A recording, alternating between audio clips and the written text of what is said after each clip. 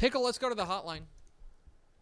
And let's bring in the man who called 3 of those 4 state championship games at AT&T Stadium this past weekend, and then probably called like a Texas basketball game, and I'm sure Baylor basketball game. Baylor basketball game. I'm sure that he like pitched in and offered to call like some AAU like soccer match or something like that.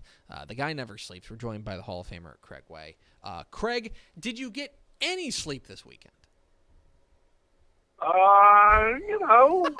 You learn on planes and stuff. I was out in Lubbock Sunday morning to do a Texas women's basketball game. I got back Sunday night, and then, as you mentioned, went up to do national radio with a great friend Priscilla doing the Baylor-Kansas game for Westwood One. That was fun.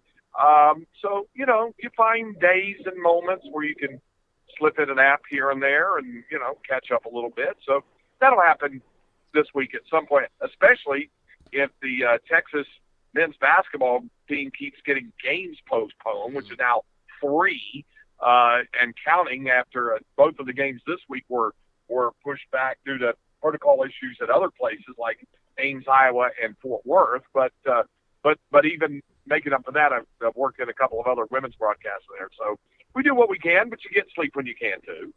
So let's go back to this past weekend at AT&T Stadium in Arlington with the 4 state championship games there for the Class 6A and Class 5A. You were on the call for 3 of them. I think what I'm sensing from a lot of Texas high school football fans is a little bit of disappointment at the way that those 4 games played out. Obviously, pretty much all of them decisive victories for the state champions. Do you think it is fair, or do you think that fans are justified in being a little bit disappointed that we didn't get more competitive games in the final salvo of this very strange season? All right, I want you to listen to me very carefully on this deal now. Back in 2010, when I was, when I'd been doing the Texas Longhorn football broadcast for a while, the Longhorns had been to, I think it was 12 consecutive bowl games. And we got to talking at midseason, and I hope they don't. They had not beaten Oklahoma. I hope they don't wind up going to the Alamo Bowl. the Holiday Bowl. San Diego's kind of damp and rainy this time of year. The broadcast booth's not very good, blah, blah, blah. And they did. They wound up going to no bowl this year. And I learned new appreciation for that I would be glad to be able to call any bowl game. Same here. With everything we've been through, we're going to get, picky now about the margin of victory. I'm just grateful, thankful, and I think everybody else should feel similarly inclined that we got this season to the finish line, because it was in doubt, and we all know it was in doubt from time to time.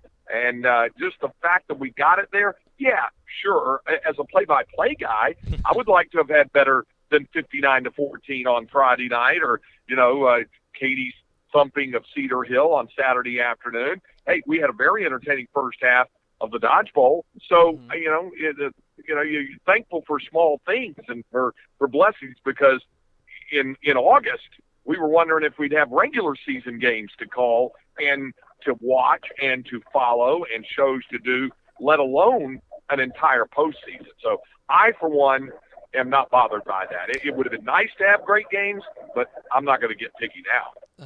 We're talking with Craig Way, the Texas High School Hall of Famer. I'm here on Texas Football Today. Get involved in the conversation at #TF Today. Okay, Craig, I'm going to ask you, of the 4 teams, I know you called 3 of them. I know you watched the Aledo and Crosby game because you're a junkie like us. Yes.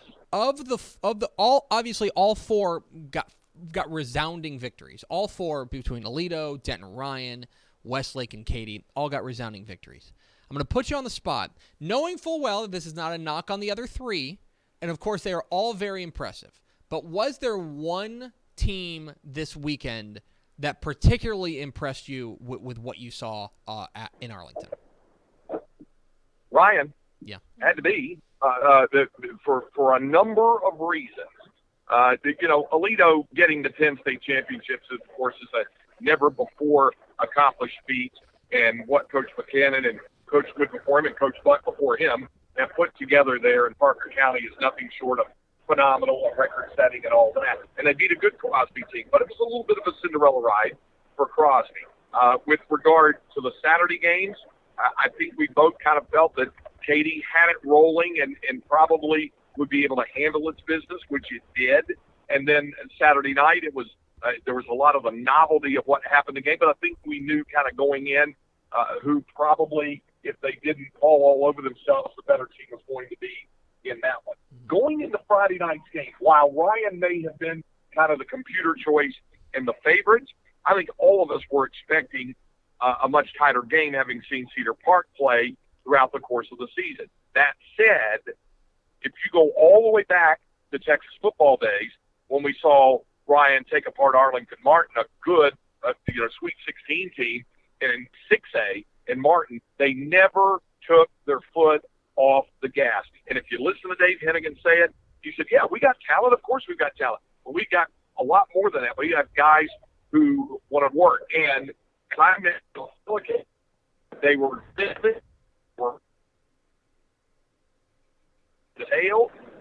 weren't always perfect and made some mistakes in games, but it was never enough other than that one brief moment early in the fourth quarter in the semifinal against Summit where you really were kind of holding your breath wondering if they were going to hold on and win the game. And they left no doubt in the state championship game. In my mind, the most impressive performance of the weekend. So that's the teams. And now I want to get a little bit more granular, and I want to talk players. And I'm going to ask you which player you came away most impressed with. And I guess we can start.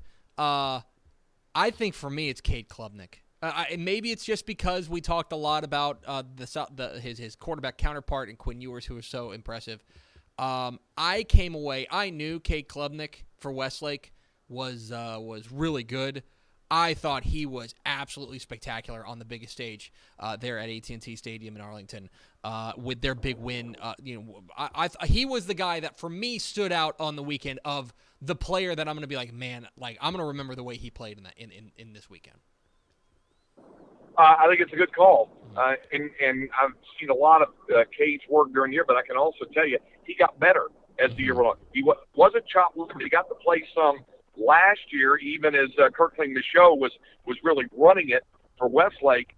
Todd Dodge's plan, his evil genius plan, all along was to get Klubnik ready to be his 2-year starter at quarterback, and that's exactly what he did. And Cade played very well, made very few mistakes during the course of the year, and became better. Became a better runner, definitely became a better passer, became a better decision maker. All of those things, he just grew with the position during the course of the year. And I'm in agreement with you that there was so much attention focus, and rightly so, on Quinn Ewers and everything he'd done. But I knew the guy playing quarterback at Westlake had done a phenomenal job of using really talented players around him, Zane Miners and Gray Nakfor in the backfield, Jaden Greathouse, obviously. Luke Nicholas, we didn't even see him at his best on Saturday night. He had a marvelous quarterfinal performance against Steele. So, all of that was tied to what Cade Klubnik did from taking the snaps from center. And finally, Craig, we've now reached the end of Texas high school football season. It's over. 21 weeks later, it's done. It's dusted. We're gonna put it in the history books. My question for you is, what are you gonna do now? You mean what will the sport do going forward? I mean, what is Craig Way gonna do now? Oh, well, I got a basketball game tomorrow night. I don't have a basketball game on Saturday, so that will be something different. And then I've got plenty of basketball to come. I've got college baseball coming up. That's just around the corner. Hey, I'm looking at returning to the scene of the great triumph of Tepper vending me his World Series tickets at Globe Life Field, because the Big 12 and the SEC are supposed to have a SEC Big 12 Challenge baseball event to kick off the baseball season if it doesn't get set aside because of the pandemic, where you could see 6 of the top 10 teams in the nation play in that event at Globe Life. It was great to go to Globe Life and see the World Series there. Can you imagine how excited I'd be to get to Globe Life and call a ball game from there? So that's on the horizon as well. So there's stuff to do. There's still stuff to do. Well, I'm envious. I'm just going to sit that's here. awesome. I'm just going to sit here and be bored. He's Craig Way. I'll tell you what I won't be doing. I won't be emptying any diaper pails like some other guys I know. That's going to do it for Craig Way, Texas High School Hall of Famer. He's traditionally joined us every Tuesday during the football season. We'll see if we renew that contract for next year. Craig, appreciate your time, my friend. Have a good call this week, and I'm sure we'll be talking soon. You're a good father, Ted. Just want to say that. Bye, Craig. Thanks, Beau. There he goes. Bye, Bagel. Greg Way, the Texas High School Hall of Famer, with the season finale of Tuesdays. our weekly visit with Craig Way here on Texas Football Today.